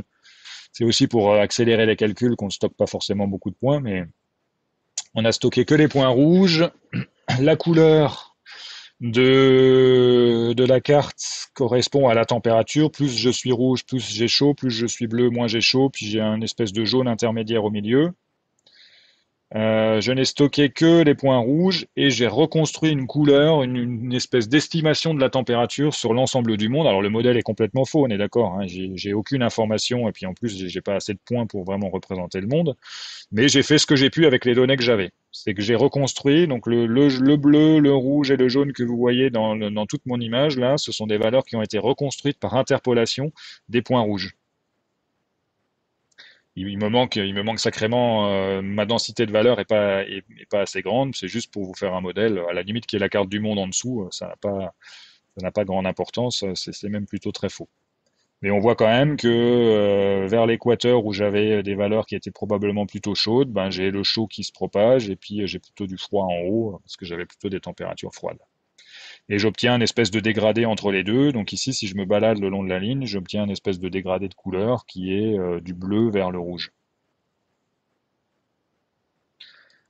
Alors une petite démo du TD numéro 2, du TDTP numéro 2, enfin du thème numéro 2 parce que c'est pas forcément dans cet ordre-là.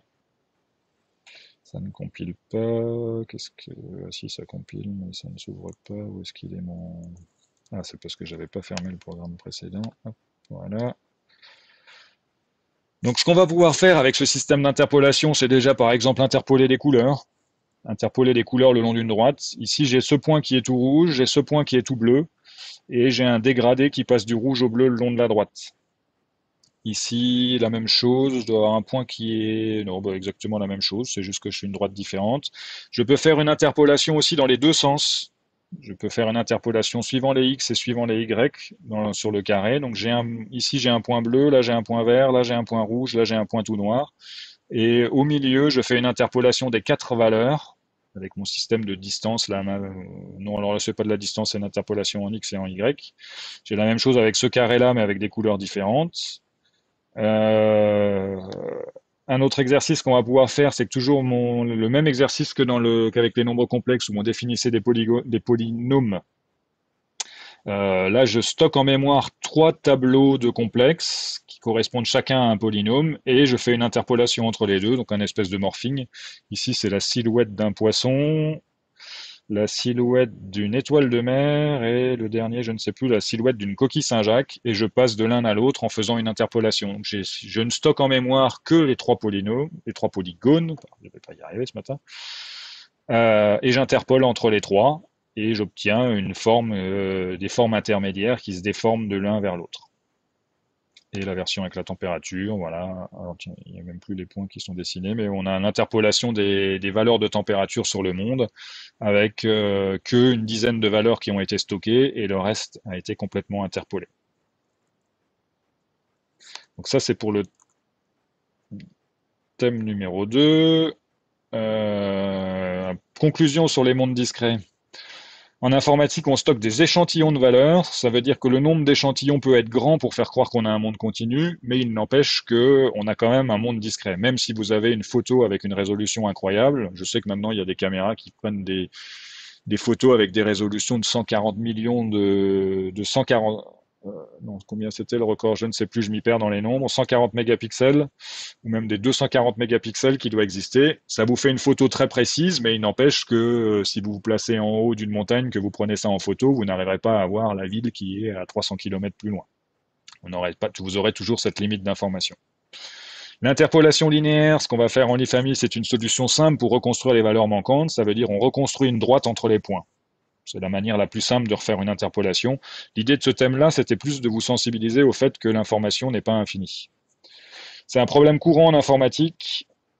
C'est bien qu'on vous en mette un premier vernis ici, on en reparlera dans presque toutes les matières, surtout dans les cours de système, dans les cours d'architecture.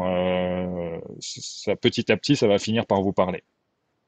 Il y a plein d'autres manières de reconstruire le signal que l'interpolation linéaire, que de faire une droite. Il y a des choses maintenant même qui sont assez bluffantes. Tiens, si on peut regarder, je pars d'une image qui a cette taille-là, qui fait 256 x 256. Je la multiplie par 5, même pas plus que 5, 1, 2, 3, je la multiplie, je l'agrandis x 10. Si je fais l'interpolation linéaire telle qu'on va le faire en IFAMI, j'obtiens cette image-là. Alors cette image-là, c'est presque la même que la première, avec un peu de flou en plus. Il y a un peu de flou parce que l'interpolation linéaire donne un espèce de dégradé. Donc mon rouge ici, tout d'un coup j'ai une transition vers la brique, j'ai un espèce de dégradé qui fait que je vais avoir du rouge qui va baver et qui va faire une interpolation. Si vous avez une banque d'informations quelque part, si vous avez des milliers de photos stockées quelque part dans votre banque d'informations, vous pouvez demander à un système informatique, qui est plutôt de l'IA, d'apprendre comment se passent les transitions, puis d'apprendre comment se passe la silhouette. Et vous pouvez reconstruire une image qui ressemble à ça. Donc mon image qui n'avait pas beaucoup d'informations, je l'agrandis et j'obtiens une image qui ressemble à ça. Alors on obtient un résultat qui est moins flou que ça. Par contre, il y a quand même encore des défauts par ici. C'est que le système a reconstruit ici des transitions de briques ou de pierres qui sont un peu bizarres, mais qui sont pas mal plus réalistes que là. C'est qu'on voit bien les effets rainures dans la pierre qui est nette, les effets aussi autour de la cabine téléphonique qui sont nettes. Par contre, relire les lettres qui étaient marquées là-dedans, bah, le système, éventuellement, il va vous produire des lettres, mais qui ne seront pas forcément celles qu'il y avait à l'origine dans l'image. Alors juste, je voulais pour finir, avant qu'on fasse une petite pause et puis après on attaquera le TD, c'est que, alors pour le TD aussi, juste une précision, c'est que chacun va dans son groupe de TD. Moi, je vais laisser ce WebEx ouvert, mais ce ne sera que pour les gens qui sont dans le groupe A. Les autres, vous êtes invités à aller dans le WebEx de votre groupe, groupe B, C, D et E. Alors juste graphique, une petite démo de... Non, je voulais qu'on regarde un petit peu juste du code de graphique de base. Alors, ce qu'on peut faire, c'est regarder, comme il ne nous reste pas beaucoup de temps, regarder Replit. Où est-ce qu'il est le Replit? Donc, Replit, c'est un site web qui vous permet de, on va stopper, hop, qui vous permet de compiler du code sans avoir de compilateur installé sur votre machine. C'est-à-dire que lui a tout le système. Là, vous êtes sur un système qui est un Unix. Vous pouvez faire des LS, vous pouvez créer des fichiers, etc., éditer vos commandes. La liste des fichiers qui correspondent au projet sont ici. Le replit qu'on vous propose qui fait tourner Graphic ne contient graphic.h, graphic.cpp, donc qui sont les fonctions nécessaires à faire tourner Graphic. Il y a un système de compilation qui est le makefile. Regardez ce qu'il y a dedans, il est ultra simple. Et il y a un main.cpp dans lequel c'est l'endroit où vous allez écrire votre code. Donc là, si on regarde, alors le code est déjà un petit peu long, c'est pas un graphique de base, c'est un graphique dans lequel il y a déjà quelques informations. Donc on a déclaré une structure world qui est le monde. Le monde contient le nombre de carrés et puis une valeur d'incrément. On initialise le monde avec 10 petits carrés. La valeur d'incrément est -1, ça veut dire qu'on va faire descendre le nombre de petits carrés. La fonction draw dessine des petits carrés. Ici, ça dessine un rectangle.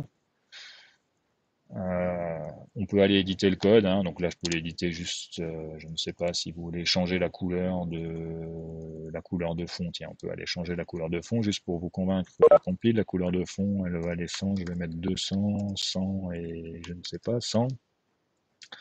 Vous recliquez sur Run, ça vous recompile le bazar. Si vous faites des erreurs, les erreurs vont s'afficher là-dedans. Et puis vous avez votre programme qui s'affiche ici. Alors, ici, ma fenêtre faisait 400 par 400. Si vous voulez la voir bien en entier, des fois il faut faire comme ça, il faut agrandir un peu, surtout que là j'ai le chat, mais voilà, donc on a la fenêtre, il y a quelque part même le haut de la fenêtre. J'ai ma fenêtre qui tourne. Euh, j'ai le nombre de carrés qui varie à cause de quoi? À cause de ce qui est fait ici, c'est que ici le nombre de carrés et incrémenté ou décrémenté à chaque fois qu'on fait un affichage. Donc j'affiche au début 10 carrés, puis je passe à 9, puis à 8, puis à 7. Et puis là, j'ai un petit test qui vérifie que quand j'arrive à 0, je change ma valeur d'incrément à un chiffre positif et je réaugmente le nombre de carrés. Puis quand j'arrive à 20, je rediminue le nombre de carrés, etc. Donc ça, c'est un petit programme. Si vous n'arrivez pas à installer Graphics, si vous avez des soucis, c'est vrai que c'est mieux de l'avoir sur sa machine, ça vous permet de travailler un peu quand vous voulez. Mais si jamais vous avez des soucis et qu'il n'y a rien qui tourne, vous allez sur Replit, ici vous déroulez le petit truc, vous faites fork. Fork, ça va dupliquer ce projet-là sur votre compte à vous et vous pourrez ensuite travailler et écrire simplement le code là-dedans sans vous embêter avec tout le reste. Par contre, c'est quand même pas mal si vous arrivez assez vite à faire tourner ça sur votre ordi parce que ce sera plus souple. Parce que c'est pas toujours hyper rapide, hein. Les quelques essais que j'ai fait avec Replit, des fois ça peut être assez long à compiler, mais au moins ça vous fait une solution de secours. Donc après, graphique, ben, on en rediscutera pendant les séances de TP et de TD, hein. Je voulais vous faire une petite démo du comment ça s'installe, mais normalement, bon, il y a une petite vidéo qui montre comment créer un nouveau projet que vous pouvez regarder. Il y a pas mal de choses qui sont faites. On va arrêter là avec le cours. À 45, on recommence en TD. Oui, on recommence le TD à 9h45. Non, c'est 9h45 les horaires officiels. Là, c'est 9h45, 11h, 11h15 et puis 11h30, 13h. Il y a 2 TD ce matin. Ça fait une matinée un peu chargée, mais vous aurez le temps de digérer pendant le week-end. Je vous laisse vous déconnecter ceux qui sont dans les autres groupes et pour ceux qui sont avec moi, je laisse le Webex ouvert. À tout à l'heure.